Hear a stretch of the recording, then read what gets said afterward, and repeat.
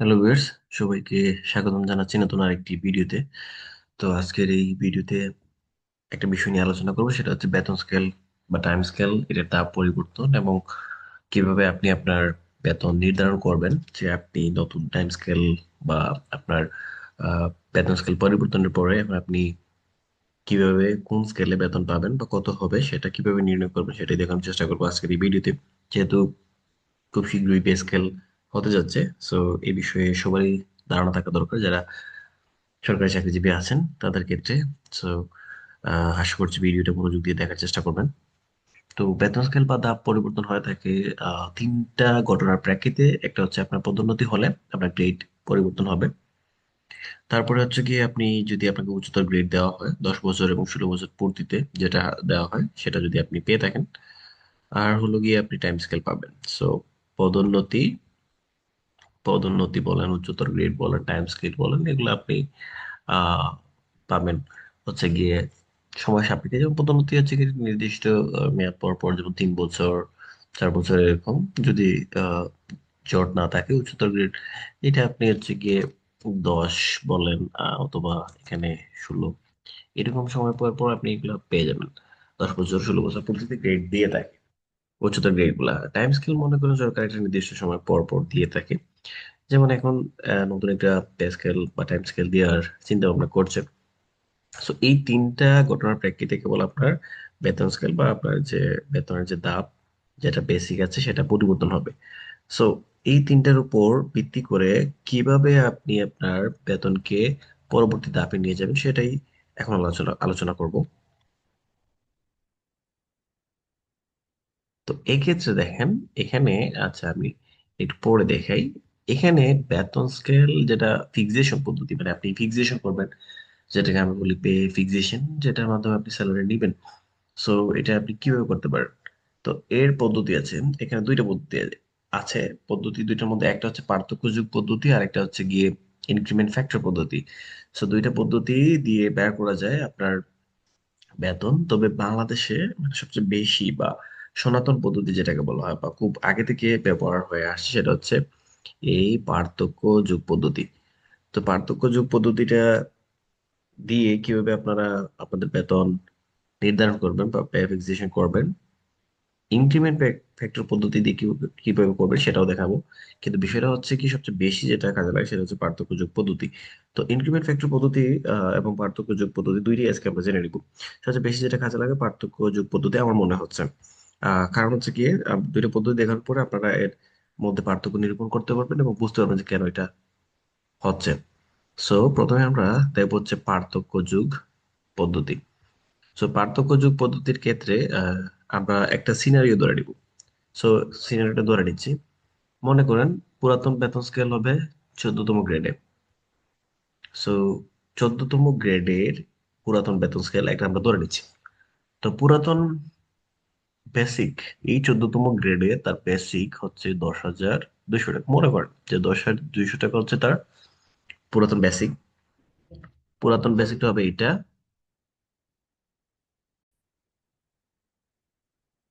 তো পুরাতন বেসিক 10,200 টাকা। এখন দেখেন, ধরে নিলাম ওই ব্যক্তি, কোন এক ব্যক্তি, তিনি 5 বছর চাকরি করলেন। তো 5 বছর চাকরি করার পর ইনক্রিমেন্ট সহ এখন বেসিক হচ্ছে 13,050 টাকা উনার।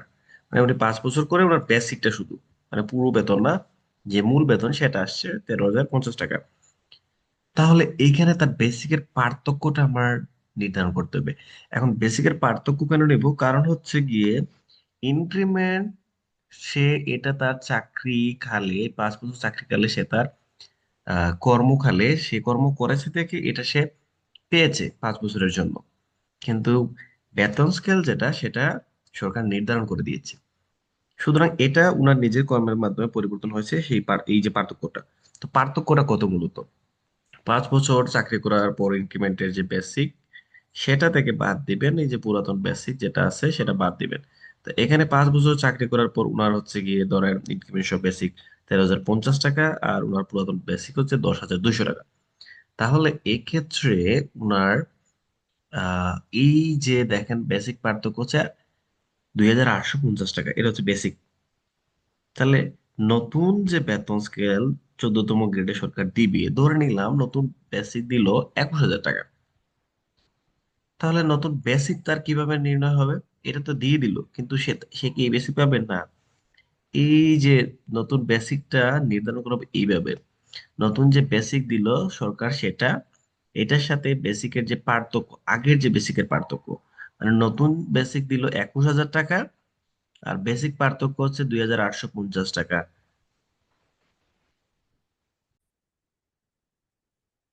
তো নতুন, এই যে নতুন বেসিক হচ্ছে 21,000, আর হচ্ছে গিয়ে বেসিক পার্থক্য 2,850। এখন এই দুইটা যদি আমি যোগ করি যেটা পাবো, আচ্ছা, এখন যেটা পাবো সেটা হচ্ছে কি, এই যে 2,000, এই যে 23,850 টাকা। তাহলে 23,850 টাকা হচ্ছে তার নতুন বেসিক, অর্থাৎ নতুন বেসিক সে পাবে 23,850 করে। কিন্তু এটা কি সে পাবে না? এটা এক্স্যাক্টলি এরকম হয় না। এটার এখানে আরেকটা কাহিনী আছে। কাহিনীটা হচ্ছে, ধরেন যে স্কেল টেবিল, মানে যে স্কেল দেওয়া হবে সেটা নতুন স্কেল অনুযায়ী 22,000, 23,200।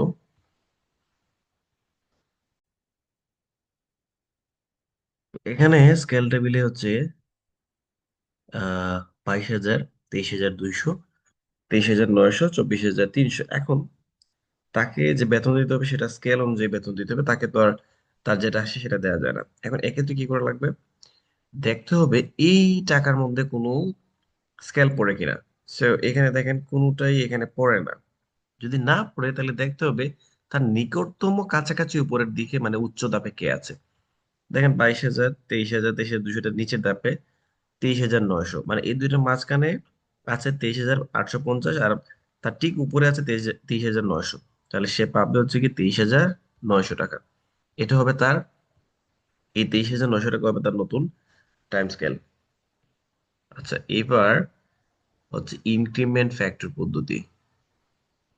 ইনক্রিমেন্ট ফ্যাক্টর পদ্ধতিটা কিরকম? একইভাবে ধরে নিলাম যে পুরাতন বেতন স্কেল 14তম গ্রেডে পুরাতন বেসিক হচ্ছে 10,200 টাকা। 5 বছর চাকরি করার পর ইনক্রিমেন্ট সহ বেসিক ধরে নিলাম ওই যে 13,050 টাকা। তাহলে এখানে ইনক্রিমেন্ট ফ্যাক্টরটা হবে যে 5 বছর চাকরি করার পর ইনক্রিমেন্ট সহ যে বেসিক, সেটাকে ভাগ দিব তার পুরাতন বেসিক দিয়ে। মানে পুরাতন এই বেসিকটাকে আমরা এটা দিয়ে ভাগ দিব, অর্থাৎ 13,050 টাকাকে আমরা 10,200 টাকা দিয়ে ভাগ দিব। তাহলে ভাগ দিলে যেটা পাবো এখানে, যেমন 1.2804, এটা হচ্ছে ইনক্রিমেন্ট ফ্যাক্টর। তাহলে নতুন বেতন স্কেল 14তম গ্রেডে ধরে নিলাম আমরা দিল সেখানে 21,000 টাকা। তাহলে 21,000 টাকা যদি দেয়, এক্ষেত্রে তার নতুন বেসিক হবে কিরকম? যে নতুন বেসিকটা হবে নতুন যে পে স্কেল দিল সেটার সাথে গুণ হবে এই ইনক্রিমেন্ট ফ্যাক্টর। এখন নতুন বেসিক দিল ধরে নিলাম 14তম গ্রেডে 21,000 টাকা, আর ইনক্রিমেন্ট ফ্যাক্টর এখানে 1.2804। তাহলে তার বেতন হবে 26,880 টাকা। এখন এই যে 26,880 টাকা আসলো, সেটা কি তার বেতন পাবে? সেটা তার বেতন পাবে না। এখানে একটা স্কেল টেবিল আছে, ধরে নিলাম 22,000, 23,200, 23,900, 24,300, 25,400, 26,900, 27,000। ঠিক আগের মতনই তার ঠিক উচ্চ ধাপ সেম, যদি এখানে না পাওয়া যায় সেম সেম, তাহলে তার ঠিক আগের উচ্চ ধাপের যেটা আছে সেটাকে বেতন হিসেবে ধরে নিতে হবে। তাহলে এখানে আমরা যদি খুঁজি তাহলে দেখতে পাবো যে এখানে 26,900 টাকা একটা আছে, তার ঠিক মানে 25,400 এর পরে 26,900। তাহলে তার, সে যে স্কেলে বেতন পাবে সেটা হচ্ছে 26,900। এটা আমরা স্বাভাবিকভাবে ধরে নিলাম, কারণ হচ্ছে গিয়ে এটা স্কেল টেবিল নাও হতে পারে, কিন্তু স্কেল টেবিল যেরকম হবে তার বেতনটা কিন্তু ওইভাবে নির্ধারণ করে নিতে হবে। তো আশা করছি এটা আপনারা বুঝতে পেরেছেন। কিন্তু এখানে দেখেন, একই সিনারিওতে ইনক্রিমেন্ট ফ্যাক্টরে আসছে, আসছে এখানে 26,880 টাকা, আবার এখানে আসছে 23,850 টাকা। তাহলে দেখেন এখানে ইনক্রিমেন্ট ফ্যাক্টর পদ্ধতিতে অনেক টাকা বেশি চলে যায়, যার কারণে বেশিরভাগ সময় হয়তোবা, আমি ধারণা করে নিচ্ছি, হয়তোবা এই যে এখানে পার্থক্য যুগ পদ্ধতি এটাই সবচেয়ে বেশি ব্যবহার করা হয়, পার্থক্য যুগ পদ্ধতিটা। তো আশা করছি বুঝতে পেরেছেন। আপনারা এখন চাইলে নিজের বেতন নিজেই নির্ধারণ করতে পারবেন। সো এই ছিল আজকের ভিডিও। ধন্যবাদ সবাইকে সাথে দেখার জন্য।